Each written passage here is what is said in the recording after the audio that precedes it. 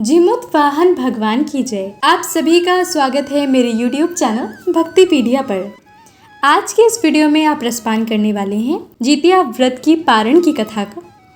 तो आइए श्रवण करते हैं। जितिया में नहाए खाए और पारण के अवसर पर एक जैसे खाद्य पदार्थ पकाए और खाए जाते हैं। इस अवसर पर वैसी साग सब्जियां ही खाई जाती हैं जो आसानी से उगती हैं, जिन्हें उगाने और बड़ा करने में विशेष मेहनत नहीं लगती। व्रत माताएं अपनी संतान की दीर्घायु के लिए रखती हैं।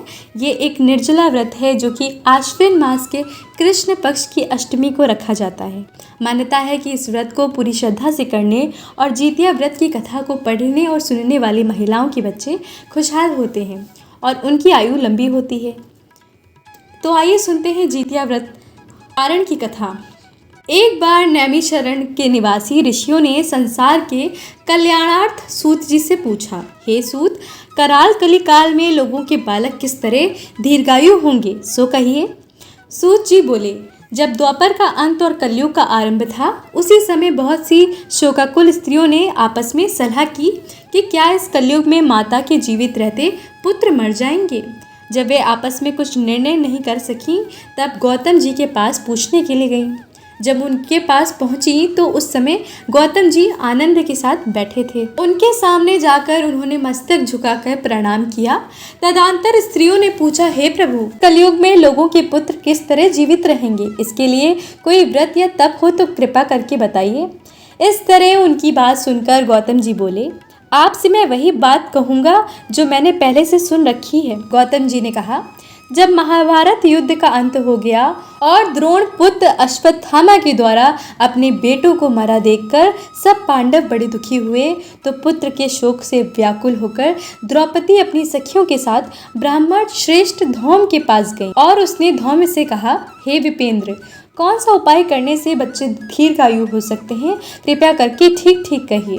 धौम बोले, सतयुग में सत्य वचन बोलने वाला, सत्याचरण करने वाला समदर्शी जीमूत वाहन नामक एक राजा था। एक बार वे अपनी स्त्री के साथ अपने ससुराल गया और वहीं रहने लगा। एक दिन आधी रात के समय पुत्र के शोक से व्याकुल कोई स्त्री रोने लगी, क्योंकि वह अपने बेटे के दर्शन से निराश हो चुकी थी। उसका पुत्र मर चुका था। वह रोती हुई कहती है, हाय, मुझ बूढ़ी माता के सामने मेरा बेटा मरा जा रहा है। का रुदन सुनकर राजा जीमूत वाहन का तो मानो हृदय विदीर्ण हो गया हो। वह तत्काल उस स्त्री के पास गया और उससे पूछा, तुम्हारा बेटा कैसे मरा है। बूढ़ी ने कहा, गरुड़ प्रतिदिन आकर गांव के लड़कों को खा जाता था। इस पर दयालु राजा ने कहा, माता, अब तुम रो मत, आनंद से बैठो, मैं तुम्हारे बच्चे को बचाने का यत्न करता हूँ। ऐसा कहकर राजा उस स्थान पर गया जहाँ गरुड़ आकर प्रतिदिन मांस खाया करता था। उसी समय गरुड़ भी उस पर टूट पड़ा और मांस खाने लगा। जब अतिशय तेजस्वी गरुड़ ने राजा का बायां अंग खा लिया तो झटपट राजा ने अपना दाहिना अंग फेरकर गरुड़ के सामने कर दिया। ये देखकर गरुड़ ने कहा, तुम कोई देवता हो? कौन हो तुम? मनुष्य तो नहीं जान पड़ते। अच्छा, अपना जन्म और कुल बताओ। पीड़ा से व्याकुल मन वाले राजा ने कहा, हे पक्षीराज, इस तरह के प्रश्न करना व्यर्थ है। तुम अपनी इच्छा भर के मेरा मांस खाओ। ये सुनकर गरुड़ रुक गए और बड़े आदर से राजा के जन्म और कुल की बात पूछने लगे। राजा ने कहा, मेरी माता का नाम शैव्या है और मेरे पिता का नाम शालिवाहन है। सूर्यवंश में मेरा जन्म हुआ है और जीमूत वाहन मेरा नाम है। राजा की दयालुता देखकर गरुड़ ने कहा, हे महाभाग, तुम्हारे मन में जो अभिलाषा हो वह वर मांगो। राजा ने कहा, हे पक्षीराज, यदि आप मुझे वर दे रहे हैं तो वर दीजिए कि आपने अब तक जिन प्राणियों को खाया है वे सब जीवित हो जाएं। हे स्वामिन, अब से आप यहाँ बालकों को न खाएं और कोई ऐसा उपाय करें कि जहाँ जो उत्पन्न हो वे लोग बहुत दिनों तक जीवित रहें। धौम्य ने कहा कि पक्षीराज गरुड़ राजा को वरदान देकर स्वयं अमृत लाने के लिए नागलोक चले गए। वहां से अमृत लाकर उन्होंने मरे मनुष्यों की हड्डियों पर बरसाया। ऐसा करने से सब लोग जीवित हो गए। राजा के त्याग और गरुड़ की कृपा से वहां वालों का बहुत कष्ट दूर हो गया। उस समय राजा के शरीर की शोभा दूनी हो गई थी।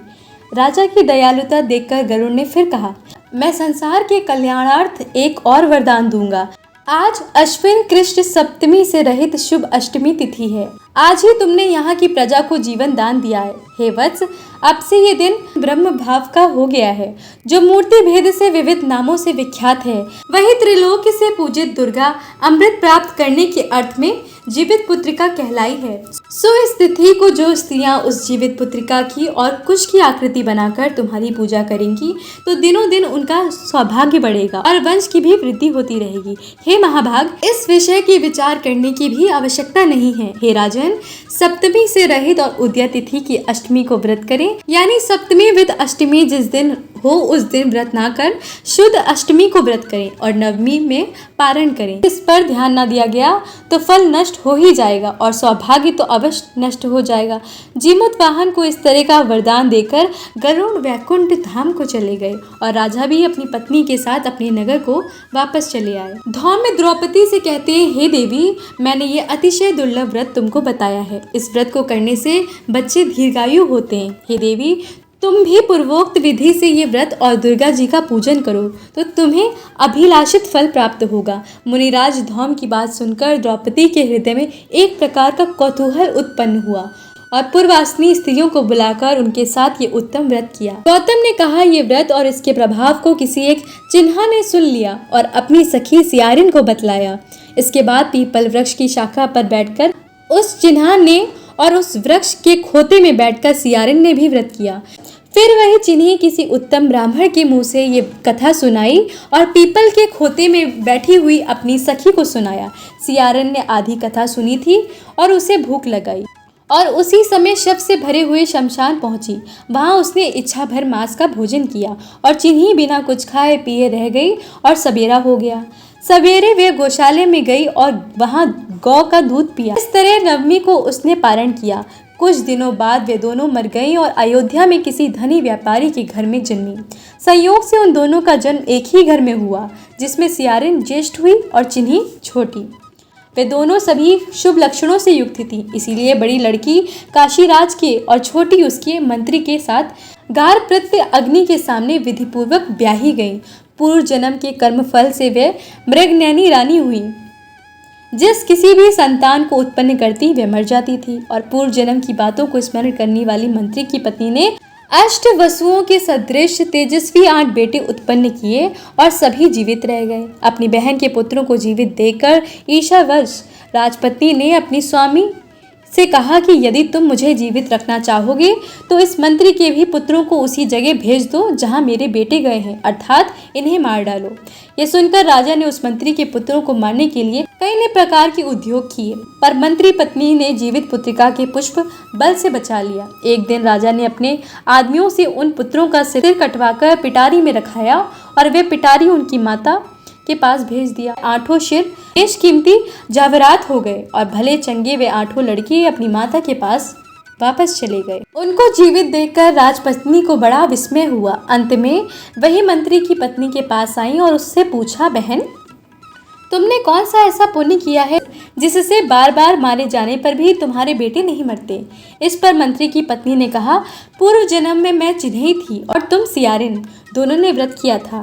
तुमने व्रत के नियमों का भली भांति पालन नहीं किया था और मैंने किया था। इसी दोष से हे बहन, तुम्हारे बेटे नहीं जीते हैं। ओ राजरानी, अब तुम भी उस जीवित पुत्र का व्रत को करो तो तुम्हारे बेटे दीर्घायु होंगे।